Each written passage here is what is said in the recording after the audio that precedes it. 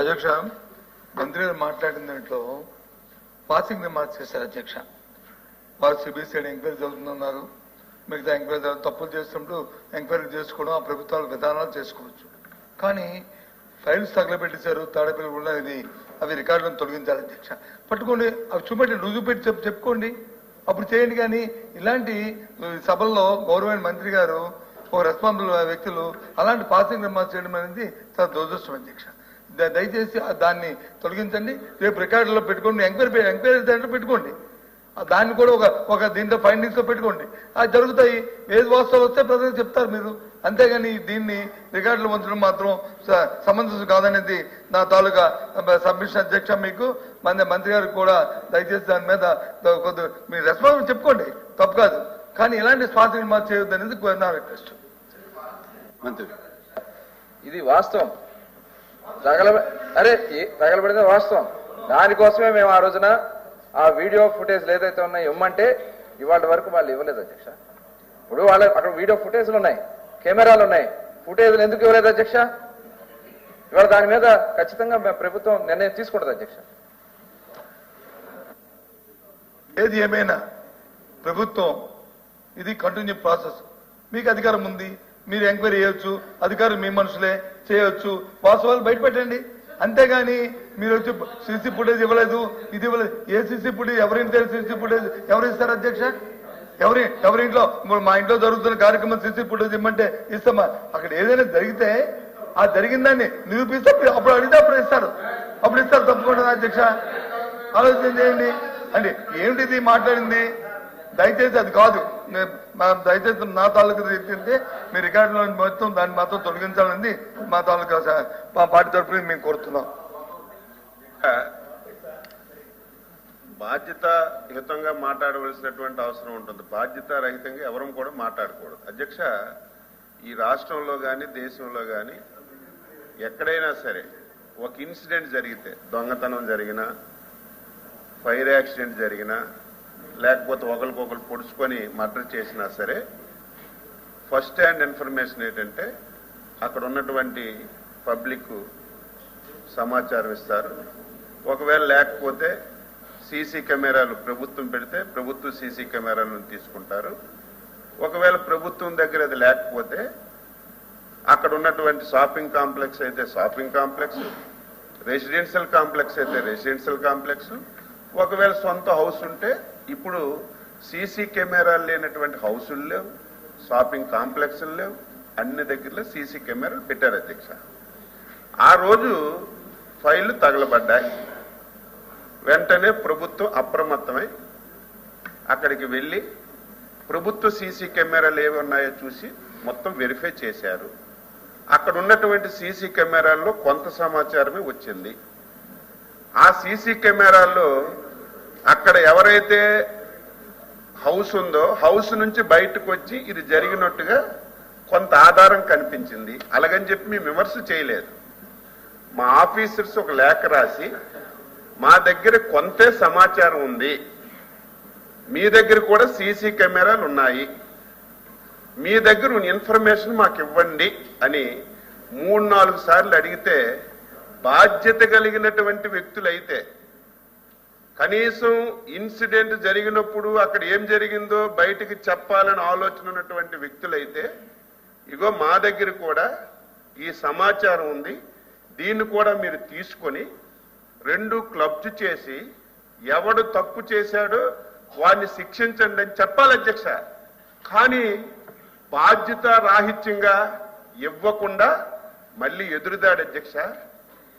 మా నాయకుడిని హతమార్చేయాలని, మా నాయకుడిని దాడి చేయాలని చాలా మంది ప్రయత్నం చేస్తున్నారని చెప్పి మళ్ళీ తిరిగి పోలీస్ స్టేషన్లో కంప్లైంట్ ఇచ్చిన పరిస్థితి అయితే ఏమనాలి? అందుకే మేము స్పష్టంగా ఆరోపణ చేశాం.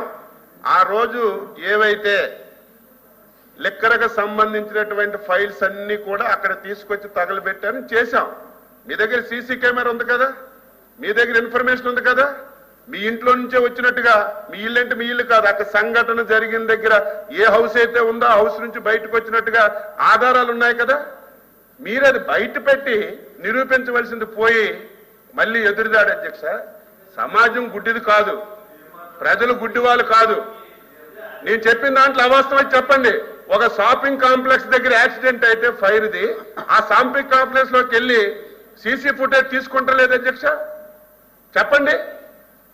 ఇది ఎక్కడైనా దేశంలో అన్ని దగ్గర జరుగుతుంది, ప్రపంచంలో జరుగుతుంది. ఇప్పుడు ప్రభుత్వాలు ఏం చేశాయి? ప్రైవేట్ అయినా సొంతమైనా గవర్నమెంట్దైనా కంపల్సరీగా సీసీ కెమెరాలు పెట్టాలని ఒక నిర్ణయం తీసుకొని సీసీ కెమెరాలు పెట్టిస్తుంటే ఇది రూలుకు వ్యతిరేకం, సభలో తప్పు మాట్లాడుతుంది. స్టాండ్ అయ్యాం. ఇప్పుడు కూడా అడుగుతున్నాం మీ ద్వారా, లేకపోతే మా చైర్మన్ గారి ద్వారా అడుగుతున్నాం ఆయనకి. ఆ రోజు జరిగిన సంఘటన డేట్ తో సహా మా గుంటూరు ఎస్పీ గారు 4 సార్లు రేఖలు రాశారు. మీ దగ్గర సమాచారం ఉంది, ఆ రోజు ఏం జరిగిందో సీసీ ఫుటేజ్ ఇవ్వండి అని చెప్తే ఇవ్వకుండా ఏదో ఇక్కడ వచ్చింది అపోజిషన్ లీడర్ అని మీరు ప్రతిసారి మైక్ ఇస్తుంటే ఆయన తెలివిగా మీ చేసుకోండి, గవర్నమెంట్ ఉంది, మీదే కదా గవర్నమెంట్, ఎంక్వైరీ చేసుకుని తెలివిగా మాట్లాడు. ఎంక్వైరీ చేశాం, వివరాలు అడిగాం, అడిగితే ఇవ్వకుండా తప్పించుకొని ఈ రకంగా ఎదురు దాడి చేయడం అనేది మంచిది కాదు. ఎవరు మాట్లాడినా బాధ్యతాయుతంగా మాట్లాడాలి, బాధ్యతాయుతంగా వ్యవహరించాలి. వ్యవహరించకుండా ఇష్టానుసారంగా మాట్లాడడం మంచి విధానం కాదు. బాధ్యతగా మాట్లాడుతున్నాం. అపోజిషన్ లీడర్ అని 10 సార్లు ఇవ్వడం కాదు, ఇది నా ప్రివిలేజ్. ఇది ఎవరో దయాదాక్షిణ్యం వచ్చిన ఇది కాదు, ఇది మా ప్రివిలేజ్. ఇది చట్టం నాకు ఇచ్చిన అవకాశం. దయచేసి మా మంత్రి గారు అది దృష్టిలో పెట్టుకుని మాట్లాడాలి. 10 సార్లు ఇస్తున్నాం కదా అని ఏదో మీ దయాదాక్షిణ్యం నేను ఇక్కడ మాట్లాడట్లేదు. దయచేసి నేను అడుగుతున్నా ఒకటే అధ్యక్ష సంబంధి ఏదైతే వారు వచ్చి ఎంక్వైరీ చేశాను అన్నారు, ఫైన్, ప్రభుత్వం ఎంక్వైరీ చేసుకుంది. దాని మీద వచ్చి ఒక సిట్ కూడా వేసింది. ఆ సిట్ కూడా అందరినీ పిలుస్తుంది, అందరి దాకా స్టేట్మెంట్ కట్టించుకోనియండి. కానీ ఏదైతే మీరు అడుగుతుందో ఆ ఇంట్లో చెత్త కాల్చుకున్న ఆ సిసి ఫుటేజ్ ఇమ్మని ఆయన ఇవ్వలేదు అంటే దానికి అర్థం ఏంటి? ఎంక్వైరీ అవుతుంది కదా, దాన్ని సభలో వచ్చి ఆ తాడేపల్లి ప్యాలెస్ అనే ఆ వరుణ్ అని అది కరెక్ట్ కాదు కదా. అది ప్యాలెస్ అందరికీ ఉన్నాయి, తాడేపల్లి ప్యాలెస్ ఉన్నాయి, లేకపోతే హైదరాబాద్ లో వచ్చి ప్యాలెస్ ఉన్నాయి, లేకపోతే మా విజయనగరంలో మాకు ప్యాలెస్ ఉంది, మీకు మీ ఊర్లో మీకు ప్యాలెస్ ఉంది, అందరికీ ప్యాలెస్ ఉన్నాయి. అది కాదు కదా. అది మనం మాట్లాడుకున్నప్పుడు ఒకసారి పద్ధతిలో మాట్లాడుకోవాలి. చట్టం దాన్ని చేసుకెళ్ళిపోద్ది. చట్టాన్ని ఎవరు వ్యతిరేకించలేము. దయచేసి నేను ఆ విషయం గురించి మాట్లాడాను తప్ప 10 సార్లు అవకాశం వచ్చింది లేచిపోయి 10 సార్లు పోయితేది నేను దాని గురించి మాట్లాడలేదు అధ్యక్ష. దయచేసి మంత్రి గారు మళ్ళీ దీన్ని పొడిగించొద్దు. నేను నా రిక్వెస్ట్ వచ్చి నేనే మాట్లాడింది, మరి మీరేంటి మాట కదా, మీరు మాట్లాడిందే కదా. నేనేమే మిమ్మల్ని కించపరిచానా? మాట్లాడారు మీరు నన్ను కించపరిచి నేనేమి ఎవరిని కించపరిచి మాట్లాడలేదు. నేను ఎవరిని కూడా వ్యక్తిగతంగా కించపరిచి మాట్లాడలేదు. ఏ వ్యక్తిత్వాలకు చులకం చేసి మాట్లాడలేదు, ఏ వ్యక్తుల్ని చులకం చేసి మాట్లాడలేదు సభలో. కానీ వారు మాట్లాడే మాట నేను సమాధానం చెప్పాను తప్ప నేనేం చెప్పట్లేదు. దయచేసి నాకు సంబంధం లేని విషయం అది. మీ ఎంక్వైరీ జరుగుతుంది కాబట్టి ఎంక్వైరీలు నిజాలు బయటకు వస్తాయి. దాన్ని మాత్రం నేను రికార్డులో తొలగించమని మీ ద్వారా మిమ్మల్ని కోరుతున్నాను. నేను అపోజిషన్ లీడర్ గారికి మీరు నేను అనలేదు. మీకు ఆ హక్కు ఉంది, మీకు ఇస్తున్నారు. ఇచ్చేటప్పుడు కరెక్ట్ గా మాట్లాడాలని సూచన చేశాను అధ్యక్ష. ఇప్పుడు కూడా ఒక